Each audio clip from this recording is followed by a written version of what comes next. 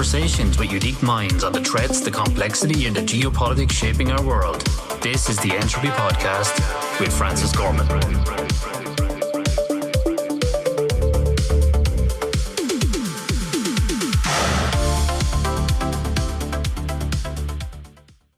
Hi everyone, welcome to the Entropy Podcast. I'm your host, Francis Gorman. Before we dive in, if today's conversation challenges you, sparks a new idea, or sharpens how you think about the world, don't keep it to yourself. Subscribe, leave a review, and share this episode with someone who enjoys staying curious. Today I'm joined by Rahim Hirji, the author of SuperSkills, the 7 Human Skills for the Age of AI, and the founder of SuperSkills Intelligence Company. Rahim is a London-based keynote speaker and advisor who helps leaders and organizations build the human capability to thrive alongside AI. Rahim has worked in more than 200 organizations across 30 countries on 6 continents, from financial services and technology to education, healthcare, and the public sector. Rahim, it's lovely to have you here with me today. Francis, I've been looking forward to this podcast for the last few weeks and glad to be here. So have I, Rahim. Ever since we kind of had our brief conversation, that alone sparked a lot of questions and ideas that have been fermented in my mind. So I'm looking forward to unraveling them with you. I want to ask, Rahim, just to kind of get us going here, what does it mean to be valuable in a world where intelligence has become abundant? So, I think if you take a step back, intelligence now, it feels like it's a commodity, right? It's at our fingertips. And, I try and get people to think back to, many, many years ago when you used to have these scribes that used to write on animal skin, right? With quills. And they used to be able to write 3 words an hour, right? Even, 3 words a minute. And they'd get to like maybe a page or it'll take them almost a year to write a book, and then they'd have to think about how that would be distributed. And you think about that, that was basically intelligence that they were trying to farm out to others, and that's obviously got faster over the years. I'm now talking into kind of voice apps, and instead of doing three words a minute, I'm doing 180 words a minute because that's what the app tells me. So there's a lot of the speed has kind of happened, but really it's not really about what we're doing. All of this stuff is being crunched up using all of the LLMs. They're taking all of the data, all of the knowledge, all of the intelligence that they have been trained on. They're putting that into their systems, and we are using them. So when I mentioned we're talking about this as a commodity now. Not everyone is using it in that way. And so the premium has changed. It's no longer about the actual intelligence. There may be layers around it, but really, I think about the decision making, the judgment. And I was talking to a group the other day, and they said, what's really valuable now? And I said, what's really valuable is taste, because everything kind of seems the same these days. And what's different is your own personal opinion on certain things. Whether you like something, whether you don't like something, whether you think something's good, whether you think something's bad. So, judgment, taste, accountability. Those are the things. When intelligence is abundant, we've got to look at other places, and that's where I think things are really kind of valuable now. I like that idea of taste, because I do think there is this blandness or this sameness creeping into the internet, and you can feel it. It's almost abrasive. Exactly. It's like you get these Spider-Man has these spidey senses, right? You kind of know when you've got a reply back from someone on an email whether they've used AI or not. Immediately because you've got the spidey senses. And sometimes it's okay because there's a pretty basic email and you just want to get something across. But sometimes people are trying to have a conversation with you and they're going back and forth, and it just doesn't feels disingenuous, right? Because it feels as if you're talking to a machine rather than a real human being, and sometimes you're not sure whether it's truthful or if it's real or what. And that's the world that we're in right now. It's very true. It's almost like you're talking to someone and they're scrolling on their phone while it's talking back to you. It feels somewhat arrogant, And I want to unravel this slightly. So there's an idea growing that AI makes human skills more important. Is that actually true, or is there a different reality starting to play out? Yeah, I mean, so this is really about the crux of my book, SuperSkills. I think it's half true, right? Because you can say there's you can use AI every day, every minute of every day, but if you don't lean into your human skills, they're just going to just going to erode, right? They're not going to get any better. You've got to lean in, and you've got to be more human for them to take off. So in a very simple example, I use one of teamwork, right? If you don't continue to work in a team, you don't know what it means about the nuance of agreement and disagreement and where you need to change and getting to an end goal. Whereas if you're working in a team all the time, you're learning that the nuance, and you get that bond within other people. So I think my personal view is that AI has become this leveler where everyone is stepping up to a certain level, and then you get these kind of human skills, but you've really got to invest in them to get the best out of human beings. There's a couple of things that I wanted to just throw at you if you don't mind. There's a concept that I mentioned to leadership teams and corporates, which is called synthetic seniority, and people love it because it puts a name on something that they haven't they've been feeling within the organization, and it's where you get people who look senior because they've been using AI to come up with new ideas that actually put them at the table with someone who's very senior. So someone who's maybe got 1 or 2 years experience, they're using AI, they're very good at using AI, and if I was in their shoes, I would probably be doing the same thing. But what happens is they've been using this tech, and then when they get to that level, they're able to have a conversation, but they don't know the natural flow of what's happening. And so when things go wrong, what happens is there's this vacant area where they're not able to qualify how they've got to that point. It's kind of worrying because they haven't got the wisdom in there, and so we're in this kind of new era where you've got to have people who are working together. So those who are kind of AI proficient with those who are not so AI proficient together, bringing that wisdom from the old world and new world is going to be really powerful. But if you separate those two and put them in competition, it becomes like a kind of a fork and not really a trend. I like that synthetic seniority. I've been using the term brittle intelligence. People come into a room, they've formed out what good looks like.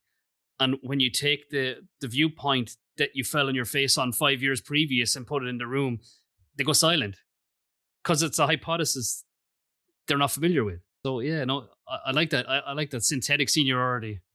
Can you give me a viewpoint, Rahim, on what the most important skills are going to be into the future, and what are skills that we should be looking at in terms of our education system? Do we need to make changes there? There are some great education systems out there, and Minerva is a university you may have heard of. It's a great university and great system. There's one that's set up in London. It's called the London Interdisciplinary School. It's a relatively new university, and they teach things in a completely different way. And they've been able to redesign what the education system is, and teaching the kind of some of the super skills in there. How do you be more curious within your day to day? And so, my super skills are things like curiosity, being adaptable, and having empathy. Right, these things I think are really important. Now, the education system does bring some of those things in. You're still going to need your math skills. You're still going to need your literacy skills. All of those things, but I have built in my book, and you might have seen it in the introduction to this. I have created these new levels of skills, which start with survival skills. How do you survive in the workplace these days? And literally survival in the old days was like, how do you stay alive, right?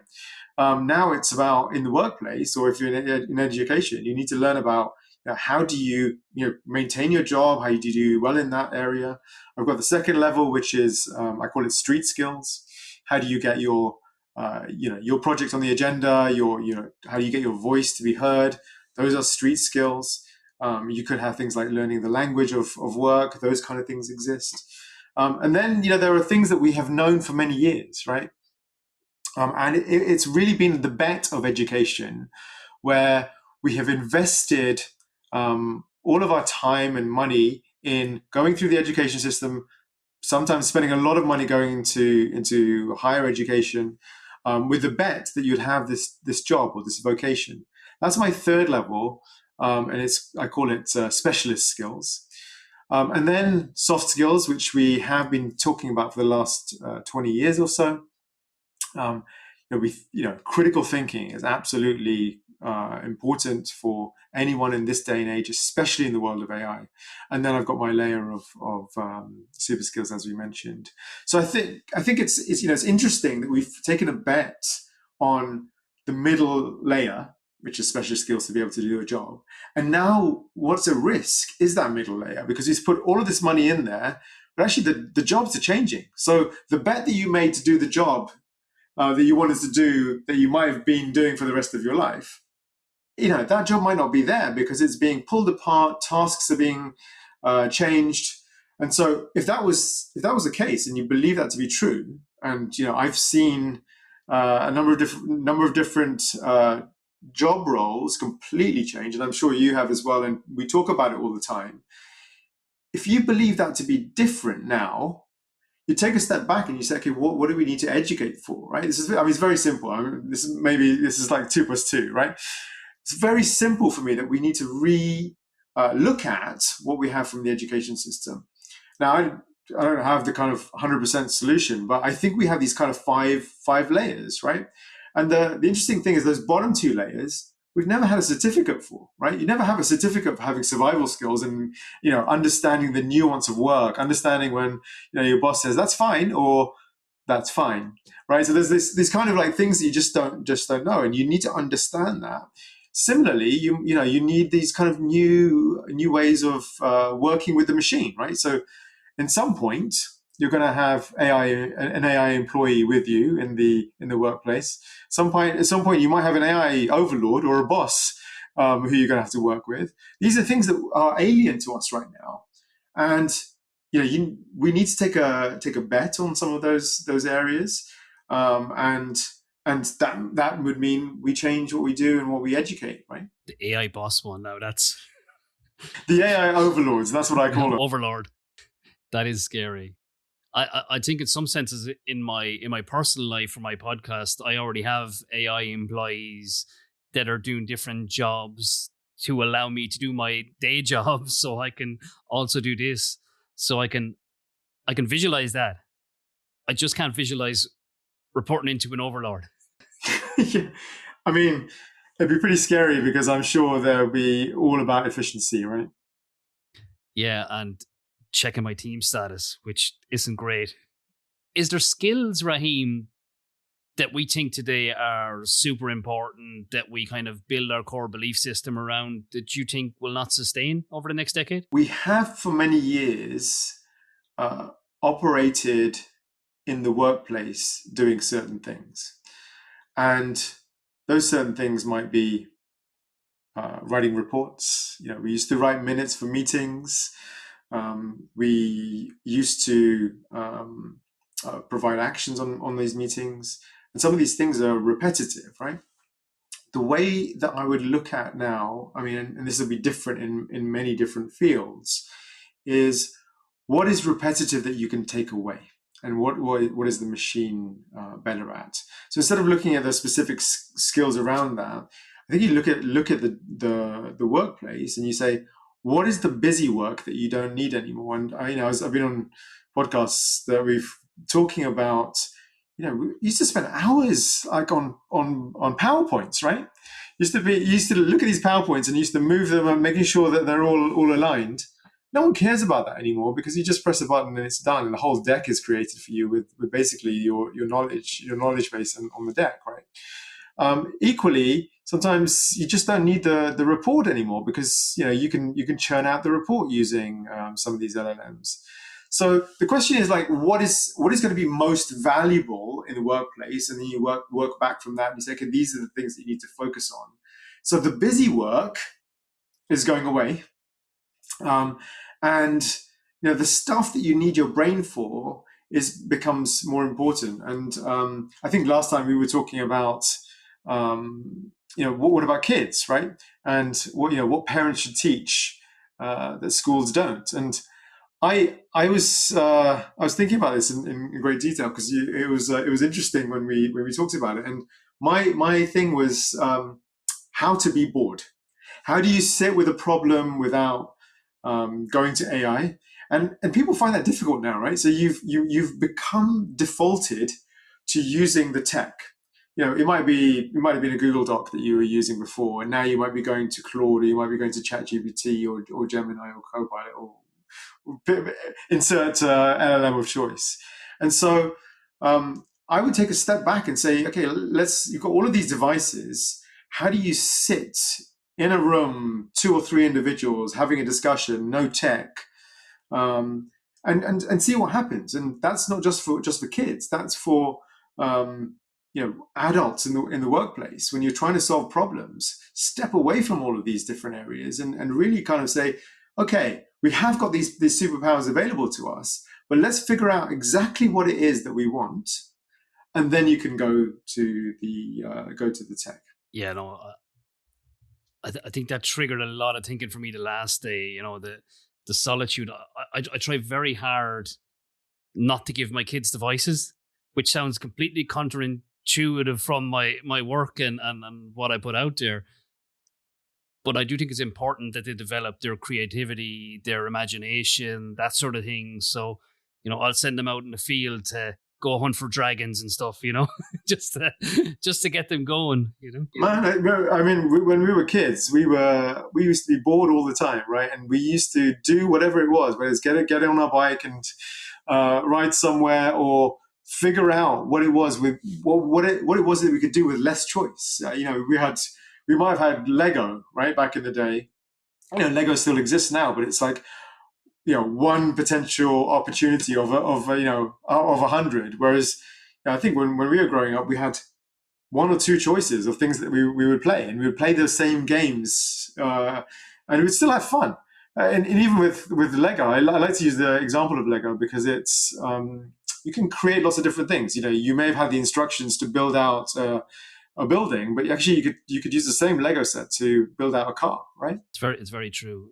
And I think this is so important that remove the distraction, let the creativity grow, and the creativity, allows you to branch out different ideas. And I suppose that's where the curiosity comes from then, because if you can't get bored and you don't have creativity, then you can't envision a different future, which is, it's an interesting hypothesis. And I think it's really important to kind of say it out loud, even though it sounds quite sensible. You're just following the default, right? If you haven't got the curiosity, you just like do what you're told to do, or you do what you think the rules are, and that's a pretty boring, sad existence, right? Oh, I'm going to turn up to work, and I'm going to take my bag to work, and I'm going to do this between 9 and 12, and then I'm going to have 1 hour for lunch, and then I'm going to continue doing these things. And sometimes, like, what are you doing, and why are you doing it, right? So I like to get people to think about, why you're having certain meetings from a basic perspective, why you think certain metrics are important in the workplace. There's all of these things. Ask the question, why are we doing certain things? And I remember there used to be people in organizations I used to work with, and they used to ask these questions all the time, and we're trying to get things done, and like, stop asking the questions. Actually, I want those people in my team right now to ask the question, why are we doing this in this way? Even if you've got a target at the end of the week. I think we were talking about this the last time we spoke as well, and kind of when somebody made a decision and that decision was kind of made for you. I think we talked about 30-minute meetings with some guy in Google decided 30 minutes seems like a good amount of time for a meeting. Can you talk to me about the decisions in our life that we've already given to AI without realizing, if that makes sense? Yeah, I mean, yeah, the Google Calendar one is the obvious one. A product manager deciding that a meeting should be 30 minutes or an hour, and that's the easiest thing that you should do, right? That's the obvious thing. But we see it every day. The obvious ones are Spotify and Netflix, and your Netflix will be different to my Netflix, right? But the one, and I'm really open to it now because I use Google Maps all the time. But there is a direction. You're going to a certain destination, and I'm meeting someone for brunch today, and you see all the different options in London of all of the different tube lines you could take, or you could take a bus, or you could walk from certain areas. And sometimes I'm driving on the motorway, and things change. And sometimes you're thinking, why am I following this route? Are we 100% sure that it is the right route? And who is it right for? Is it right for me to get there quicker? Is it right for me to get there with the least spend on petrol or gasoline? Is it right for the people to kind of manage traffic?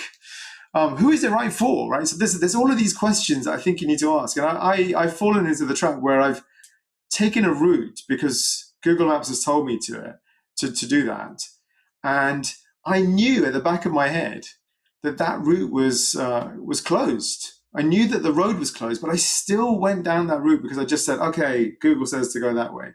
And whether it's Google, whether it's Apple, and I think if you ask the question of what are you doing on a day-to-day basis, you realize that there are a lot of decisions that have been made for you by algorithms, right? And those algorithms have been trained by humans, right, in the outset. And so it's important to ask the question of why does your post arrive at a certain time? Who decided that the postman comes to your place at this time? The algorithm deciding when a parcel arrives. There's so many different things in the world.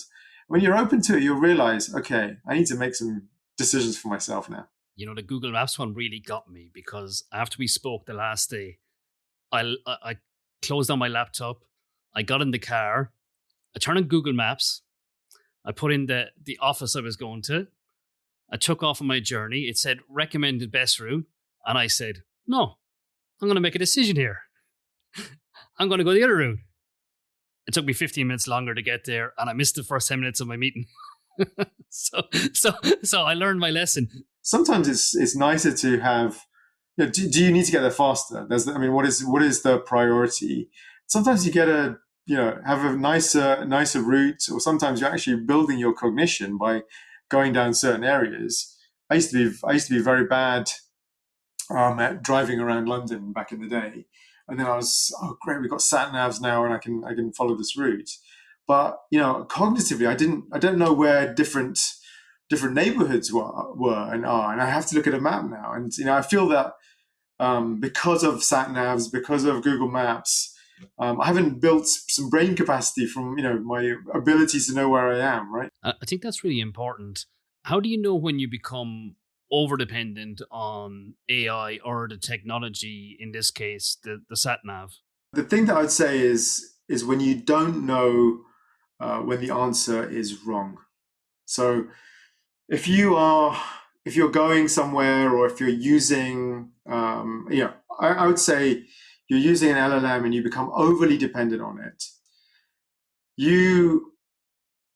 If you don't know when certain bits of it are wrong, or if you haven't questioned it, or if you're accepting the first draft, right, without even thinking about it, or you're just continuing to kind of move through everything, then that becomes a very dangerous situation. There's the example of Air France 447, where they were flying between Rio and Paris, and there's this concept. There's this concept called the Children of the Magenta Line, right? And I think it's in my book, in my augmented mindset skill, where the pilots could fly on automation, but when something went wrong with the engine, they started to struggle. So they didn't know what was wrong, and they also didn't know what they needed to do, because they'd become so dependent on the machine, and they thought the machine was doing this all the time. And so if you take a step, and what happened is, a lot of people died in that situation. But the way that I would say that we should, really think about this type of situation is, if you don't know, if you don't know whether you're right or wrong in a certain situation, go back to what you were doing. And I think you'll know the term in kind of project management and tech. We call it the old school term of parallel pathing. Right? It's a very old school methodology of like doing two things at the same time. And I would say do two things at the same time so you don't become overly dependent on the stuff that is automated. Because what it does is it gets you to think, okay, here's the friction of stuff that I know. Here's a situation of things that are right. Here's the situation of things that are wrong. And it might be that you are doing some research using Claude. Actually, does it look right? Actually, let me go and do some research using old school Google and see what comes up. Actually, let me build that out myself whilst doing Claude. And actually, it's so important to get it right in the beginning that I have this phrase that I call human at the start, right? So really thinking about the problem yourself first before you start using certain areas. So, to step away from overdependence or drift, right? I call it drift, algorithmic drift, is to really step away from it, parallel path what it is that you're doing, and use your human intuition right in the beginning. I think that's great advice. I want to skip back to, we talked about kids there for a while, and I was outside yesterday and I was watching my 14-month-old. I think he was trying to eat clay, but that's a whole different problem. But he's always getting himself into the next adventure, the next bit of trouble. He's exploring, etc. But as we get older, and I think you touched on this earlier, you get your bag, you go to work, you stop for an hour for lunch, you get into this mundane routine, you go home, you feed the kids, you put in the bed, you go to bed yourself, you get up, you do it all over again. It's like the curiosity evaporates. Does curiosity need to be taught, and does it need to be practiced, or are we losing it? I see it time and time again, and I've seen it in myself as well, it's very easy to outsource and get the cheat code and do things separately. So just by, your was it your son or your daughter? Your son. So if your son's playing around and figuring out things, he's learning curiosity, he's learning that trait, and you're leaving him to figure things out by himself at that age. I think at our age, it becomes even more important to draw that hard line and say, hey, we're going to do this. I personally am going to look into this myself. I'm going to figure out, what it is.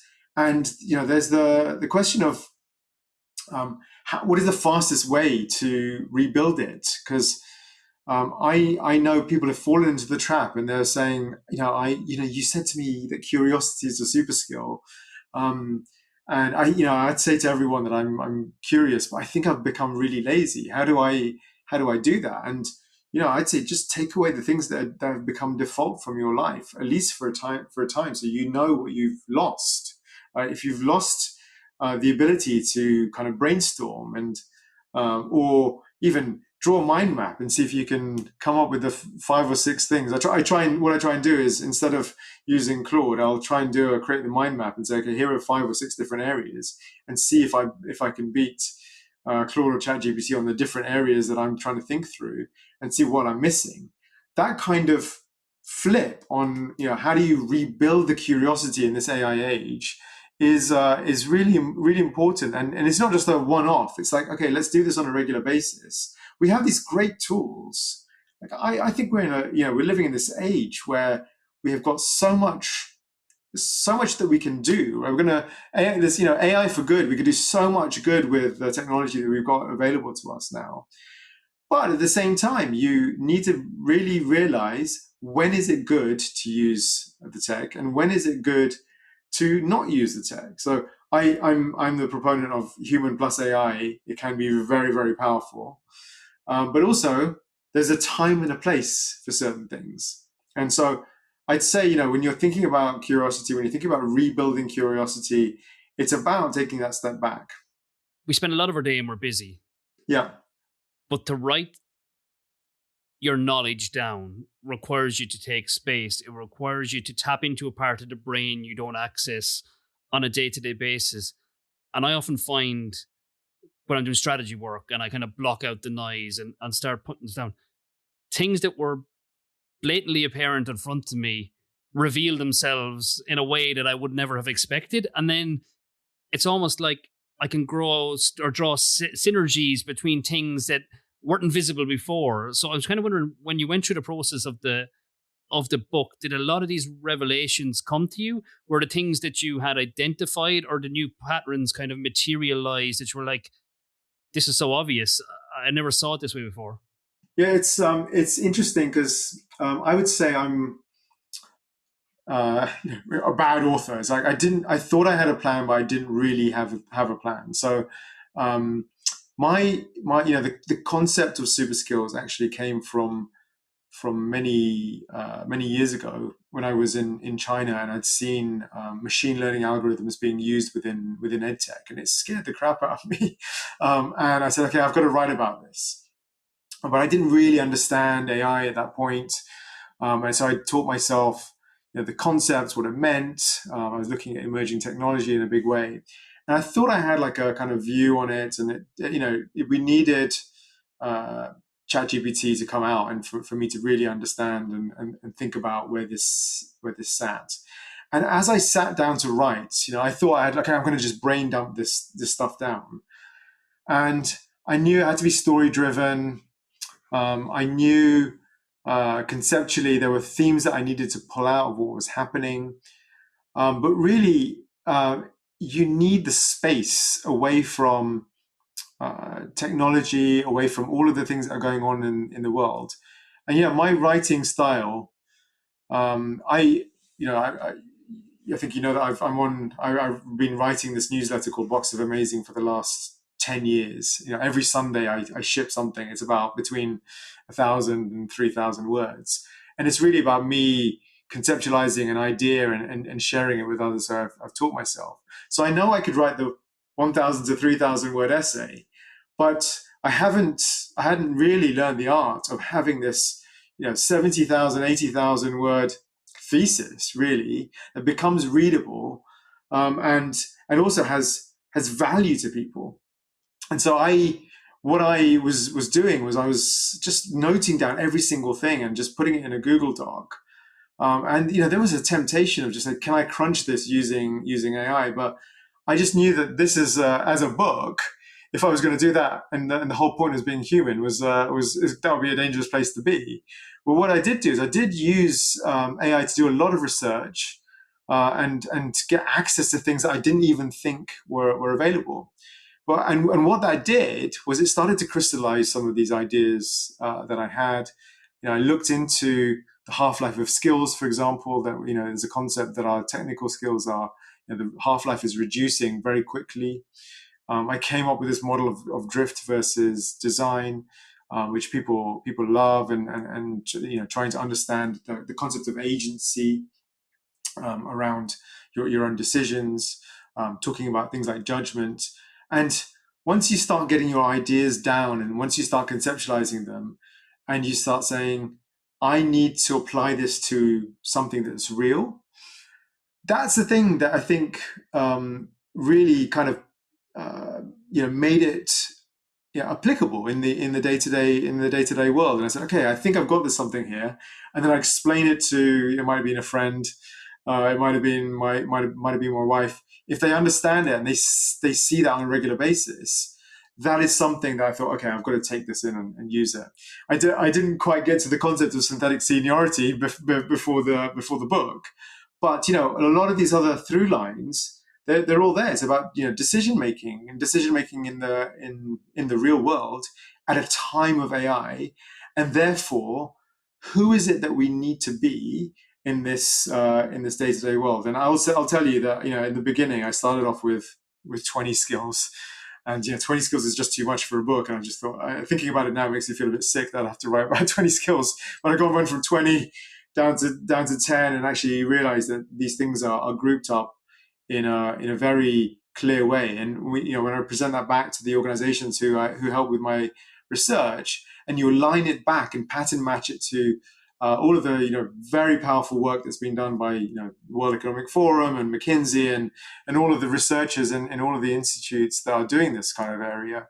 I was like, okay, this is the thing, and this is the thesis. There's this thing around judgment, and there's a thing around human skills. And when you take that concept to people loved it, and so that's when I knew that I had something. I'm really looking forward to reading the book and kind of getting into myself, Rahim. Before we finish up, you're an advocate for AI. You're obviously very keen on the future and what it looks like. Is there anything that worries you? What worries me is that we skew too quickly towards AI. Time and time again, I am seeing organizations that are cutting staff quickly. I was speaking with one organization, and my thesis is you should look at the human first and see what you can do when you augment them, and then see what you need to do after that. And a lot of companies will be just saying, okay, cost base needs to be reduced, and that's what they're looking at. And I put this scenario to them, and I said, look, what happens if you were able to cut your global workforce by 90%? And they looked at me and goes, oh, that's not possible. I said, look, let's take the scenario, though, that you're able to take the whole organization, automate it, you're able to create all these agentic workflows, you do all of this stuff, you reduce the number of individuals by 90%. Would you take that option? And they looked at me for a time, and I thought, I think that they're going to. I thought they were thinking that's an exciting proposition, but I think that got them to think that it's unviable to be thinking in that way. And I think they thought about, okay, this becomes a vacuous place or a vacuous organization which doesn't have a heart or a soul. And so, the thing that worries me is that companies will cut too fast, too quickly, and then try and go back to the old world, and they'll realize that they've lost the wisdom. They've lost all that expertise that they had. They lost the talent of people that they've had for many years they've been building. They've lost people at certain levels of the rung within their organization. And then they'll be at net, they'll be in a worse world. So I really encourage organizations to think differently and not just think about cost base. Really look at revenue upside, look at augmenting the teams that you have with the right types of skills, human skills plus AI, and the right type of AI. You don't necessarily need to use all this LLMs all the time. I've seen organizations that are using specific tools in specific instances, and not necessarily LLMs, but tools that are helping their workplace. And it might be legal, for example, where you're using a specific tool to do certain things. But really think about things from an upside perspective rather than reducing cost base. And that's where I'd draw the line. I think it's great advice. Before we finish up, Rahim, for someone listening today and they want to do a self-assessment, am I fit for the future? Have you got any advice for them? Well, I mean, there's a free tool that I've got available on my site, and I'm not sure if you even knew that, but thanks for teeing it up. If you go to superskillsbook.com/diagnostic, that's superskillsbook.com/diagnostic. There is it's like a partner questionnaire which gives you for 20 minutes you answer all of these questions, and it really gives you a view on how dependent you are on AI, how you need to think about AI. There's these different personas. I've sent it around to a few people, and it's going slowly viral in the background. So it's worth having a play around with it, spending the 20 minutes really understanding where you sit and coming back to it maybe in a month's time and 2 months' time to really understand, how you're using AI. Are you becoming dependent on AI? Should you be becoming more dependent in certain areas? Are you using it for speed or are you using it for decision making? Those are the things that I'd say. And if you go through that process, this is completely free, so I'm not going to make any money from it. If you go through that process, you will start to think in a slightly different way. There's some really interesting questions that it's not very techy. It's for anyone who's of any ilk, any age. I've got some kids who've gone through it as well. It'll make you feel that you've got a path that you can go down over the coming months and years. That's excellent. So I'm going to ask the listeners, if you do a self-diagnostics, please let us know how you got on and the value you got from it.